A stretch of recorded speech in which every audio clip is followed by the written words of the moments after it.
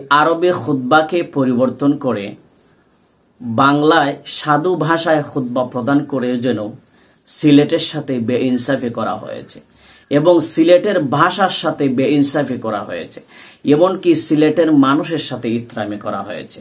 এটার জোর প্রতিবাদ আমি জানাচ্ছি। কেন? কারণ তারা বলে যে মাতৃভাষায় খুতবা হবে। সিলেটের মাতৃভাষা তো সাধু ভাষা না, সিলেট তো আঞ্চলিক ভাষায় কথা বলে, চলিত ভাষায় কথা বলে। সিলেটের ভাষা সম্পর্কে আপনাদের অভিজ্ঞতা আছে। তাহলে আমরা দেখেছি ক্ষুদ্রতুল্লাহ জামে মসজিদে খুতবা প্রদান করা হয়েছে স্পষ্ট শুদ্ধ ভাষায়। তাহলে শুদ্ধ ভাষায় আপনারা খুতবা প্রদান করে কি সিলেটের সাথে ইত্রামি করেন নাই? এটা কিন্তু আমি প্রতিবাদ জানাচ্ছি। যদি খুতবা প্রদান করতে হয় সিলেটি বা খাস ভাষায় খুতবা প্রদান করবেন। এখন পয়েন্টে আসেন। এই ক্ষুদ্রতুল্লাহ জামে মসজিদে হঠাৎ করে বাংলাতে খুতবা প্রদান করা এ যেন কিয়ামতের একটি আলামত। এমনকি মুসলিম উম্মাহকে এক বিভ্রান্ত এবং মুসলিম উম্মাকে পথভ্রষ্টতার মধ্যে ঢেলে দেওয়ার এক গোপন ইঙ্গিত আমরা দেখতে পাচ্ছি।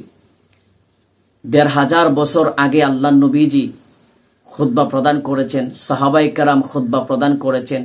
কোন সাহাবী তো কেউ তো বলেন নাই যে যার যার মাতৃভাষায় খুতবা প্রদান হবে। তাহলে হুট করে ১৫০০ বছর পরে এসে আপনারা বাংলাতে খুতবা প্রদান করা শুরু করলেন। এর মানে অন্যদেরকে বেদাতি বলছেন, কিন্তু নিজেরাই বেদাতের ফ্যাক্টরি খুলে বসে আছেন। সম্মানিত দর্শক, বলছিলাম এই হঠাৎ করে সিলেটের জমিনে হুট করে এই খুতবা প্রদান করা কিসের ইঙ্গিত হতে পারে? মুসলিম উম্মাহকে নিয়ে এক ষড়যন্ত্র আছে, মুসলিম উম্মাহকে নিয়ে এক ষড়যন্ত্র রয়েছে। সেই ষড়যন্ত্র সাথে কারা জড়িত রয়েছে সেটাকে বের করে আনতে হবে। কারণ হুট করে মুসলিম উম্মাহকে এরকম বিভ্রান্তিকর এবং পথভ্রষ্টতার মধ্যে আপনারা ঢেলে দিতে পারেন না। অন্যকে বেদাতি বলে নিজেরা বেদাতের ফ্যাক্টরি খুলে বসে থাকবেন, সেটা জাতি কখনো মেনে নিবে না। আসেন পয়েন্টে।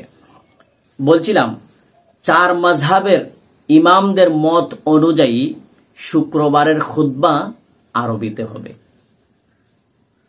আহলে হাদিসের ইমাম ইবনে তাইমিয়া তার মুস্তাদরাক আল মাজমাউল ফাতওয়ার মধ্যে লিখেছে, কেউ যদি মনে করে যে আমি 4 মাযহাবের কোনো মাযহাবকে অনুসরণ করব না, তাহলে সুনিশ্চিত সে বিভ্রান্তির মধ্যে রয়েছে। কেননা শরীয়তের অধিকাংশ মাসআলা হক এ বিষয়ে 4 মাযহাবই রয়েছে। তাহলে বোঝা গেল তাদের ইমাম বলছে কথা, তারা চলছে আরেক পথে। সম্মানিত দর্শক, তারা যে পথভ্রষ্ট এবং মুসলিম উম্মার জন্য ফিতনা আহলে হাদিসরা, সেটা জাতির কাছে স্পষ্ট হয়ে গেছে। তারা যে কোনো সময় মানুষকে জোরপূর্বক ভাবে তারা তাদের আকীদা মানুষের কাছে ছাপিয়ে দিতে পারে। সো আসুন মুসলিম উম্মাকে বাঁচান এবং সতর্ক হন। আল্লাহ পাক যেন আমাদেরকে সঠিক বুঝদান করেন। আসসালামু আলাইকুম ওয়া রাহমাতুল্লাহ।